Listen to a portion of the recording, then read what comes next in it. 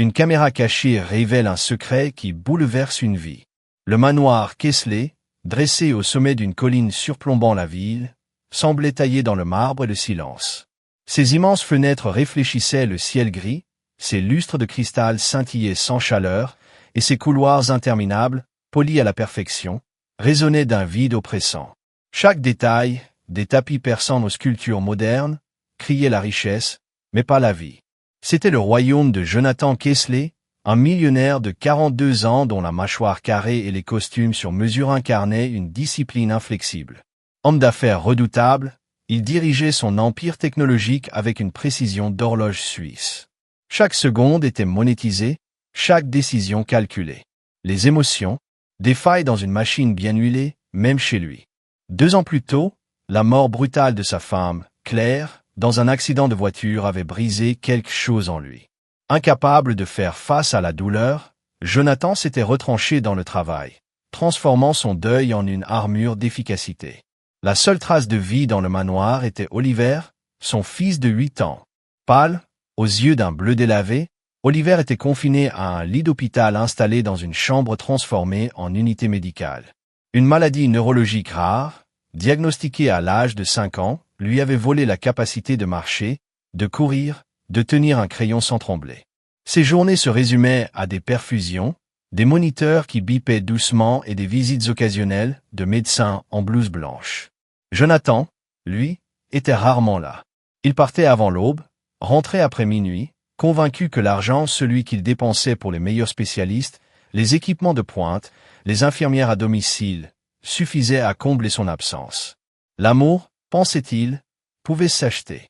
Et puis, il y avait Grace. Âgée de 34 ans, cette femme noire au regard doux et à la démarche discrète semblait presque invisible dans son uniforme gris et blanc de femme de chambre.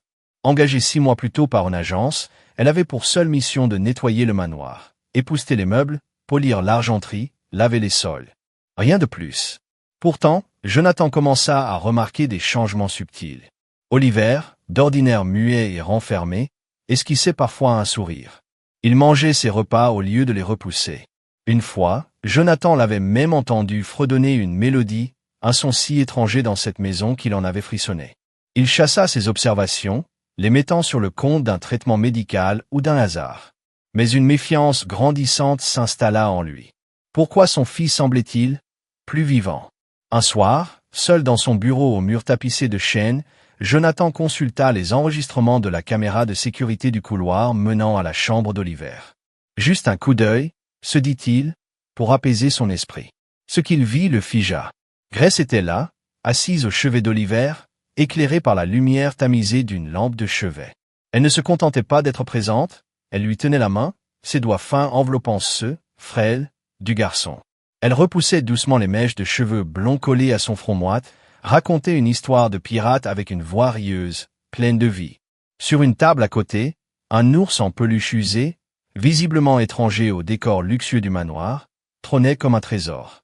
Nuit après nuit, les images révélaient Grace nourrissant Oliver à la cuillère avec une patience infinie, chantant des berceuses africaines qu'elle murmurait dans sa langue maternelle, ou appliquant un linge humide sur son front lors de ses accès de fièvre. Une nuit, elle avait même dormi recroquevillée sur une chaise inconfortable près du lit, veillant sur lui alors que son état empirait. Personne ne lui avait demandé cela. Personne ne l'avait payé pour cela. Jonathan fixa l'écran, le cœur battant, longtemps après la fin des enregistrements. Une partie de lui, forgée par des années de méfiance dans un monde où l'argent attirait les opportunistes, refusait de croire à tant de dévouement. Pourquoi une femme de ménage, payée au salaire minimum, se soucierait-elle ainsi de son fils? Cherchait-elle une récompense? Un avantage? Poussé par cette suspicion, il prit une décision qu'il justifierait plus tard comme un acte de prudence. Il fit installer une caméra cachée dans la chambre d'hôpital d'Oliver, nichée discrètement dans le cadre d'un luminaire en cristal. C'est pour sa sécurité, murmura-t-il en signant l'ordre d'installation. J'ai le droit de savoir. Le lendemain soir, enfermé dans son bureau, il lança la diffusion en direct. L'écran s'alluma sur la chambre d'Oliver, baignée d'une lumière stérile. Le garçon, plus pâle que jamais, serrait un oreiller contre sa poitrine, ses yeux mi-clos fixant le plafond. Grace entra, portant un plateau avec une serviette soigneusement pliée.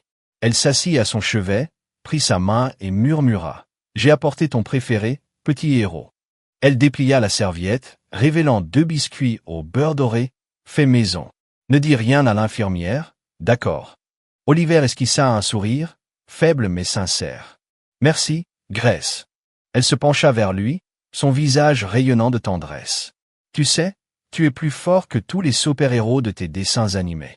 Plus fort que Captain Thunder, même. » Les lèvres d'Oliver tremblèrent, et sa voix, à peine audible, brisa le silence. « Maman me manque. » Grace ferma les yeux un instant, comme si les mots avaient touché une blessure ancienne. « Je sais, mon chéri.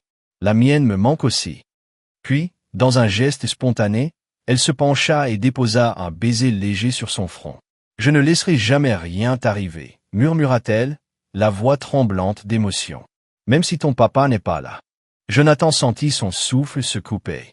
Une douleur sourde lui serra la poitrine. Il ne dormit pas cette nuit-là. Il visionna chaque enregistrement, chaque moment volé.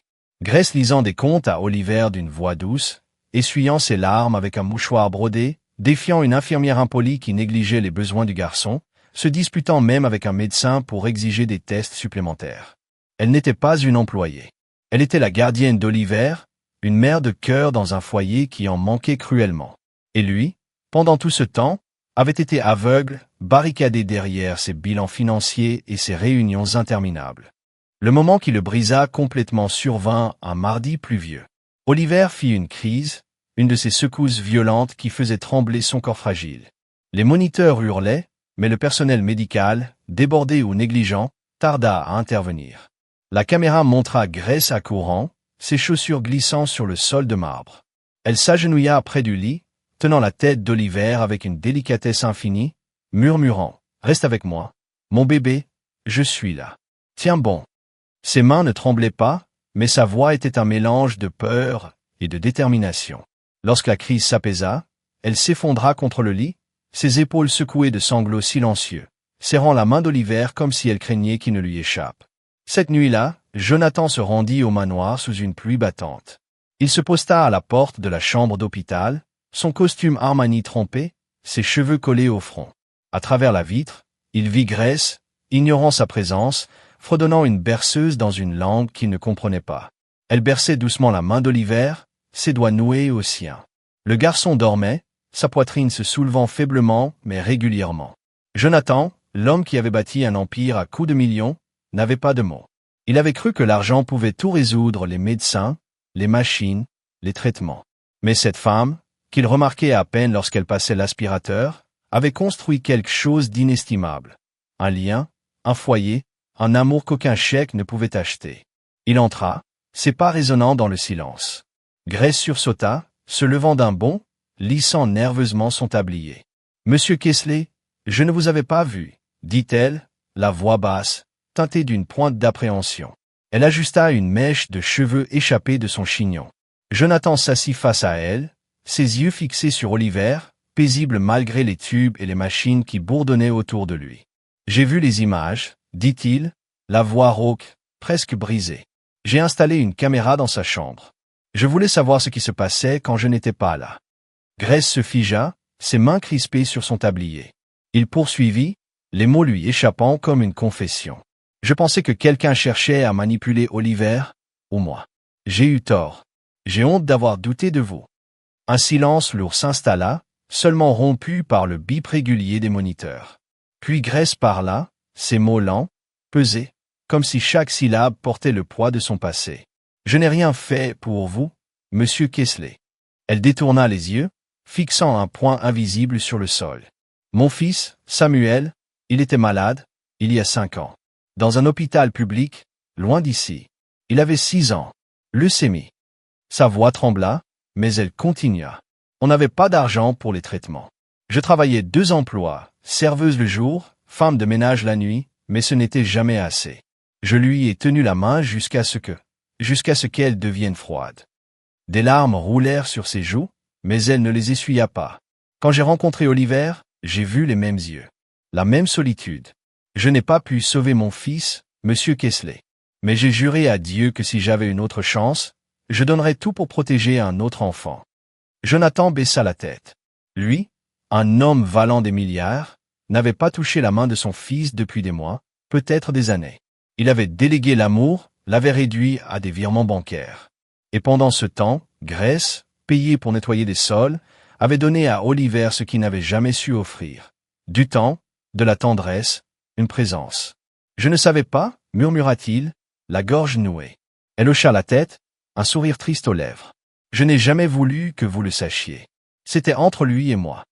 Jonathan sentit une larme, la première depuis la mort de Claire, glisser sur sa joue. Je suis désolé, dit-il, la voix brisée. Il se pencha, prit la main d'Oliver pour la première fois depuis trop longtemps, ses doigts effleurant la peau chaude mais fragile du garçon. Oliver remua légèrement, un soupir échappant de ses lèvres. Je pensais que l'argent suffisait, avoua Jonathan. Les meilleurs médecins, les infirmières à temps plein, les équipements. Je pensais que cela faisait de moi un bon père. Grace le regarda, ses yeux débordant de compassion mais aussi de vérité. L'argent les aide à survivre, monsieur Kessler. Mais l'amour leur donne une raison de vivre. Ces mots s'enfoncèrent en lui comme une lame. La pluie continuait de frapper les fenêtres, les machines bourdonnaient doucement, et le silence entre eux devint presque sacré. Grace se leva, prête à quitter la pièce pour leur laisser un moment, mais Jonathan l'arrêta. « Attendez, je veux vous offrir quelque chose. » Elle se raidit, une lueur de méfiance dans les yeux. « Monsieur, si j'ai dépassé les bornes. »« Non, écoutez-moi. » Il prit une profonde inspiration, ses mains tremblant légèrement. « Vous n'êtes plus une employée. Pas pour moi, pas pour Oliver. Je veux que vous fassiez partie de notre famille. Pas par pitié, mais parce qu'Oliver vous aime. Et parce que j'ai besoin de vous. » Grace le fixa, ses lèvres tremblantes. Une larme roula sur sa joue, et elle se couvrit la bouche, comme pour retenir un sanglot. « Je ne sais pas quoi dire. »« Dites oui, » répondit-il, sa voix douce mais ferme. Elle hocha la tête, les larmes coulant librement maintenant. « Oui. » Des mois plus tard, le manoir Kessler n'était plus une coquille vide. Les murs de marbre semblaient moins froids, les couloirs moins silencieux. Grace ne portait plus son uniforme gris et blanc. Elle était simplement Grace, une présence chaleureuse qui avait transformé la maison en foyer. Jonathan, lui, avait réduit ses heures au bureau. Il passait ses soirées sur le porche avec Grace et Oliver, lisant des histoires de dragons ou regardant le soleil se coucher sur la colline. Oliver, malgré sa maladie, retrouvait peu à peu son rire. Ses joues reprenaient des couleurs, et ses yeux brillaient d'une lueur nouvelle. Le manoir résonnait désormais de voix, de rire, de vie. Aujourd'hui, quand on demande à Jonathan ce qui a changé sa vie, il ne parle jamais de ses acquisitions, de ses trophées ou de son empire. Il jette un regard à Grace, un sourire humble aux lèvres, et répond, une caméra cachée, et une femme qui m'a appris ce que signifie aimer. Si cette histoire vous a ému, laissez un pouce bleu et abonnez-vous pour ne pas manquer nos prochains récits, pleins de cœur et d'humanité. Partagez dans les commentaires d'où vous nous regardez et ce que cette histoire a réveillé en vous. Restez bienveillants, restez curieux, et à très bientôt pour une nouvelle histoire.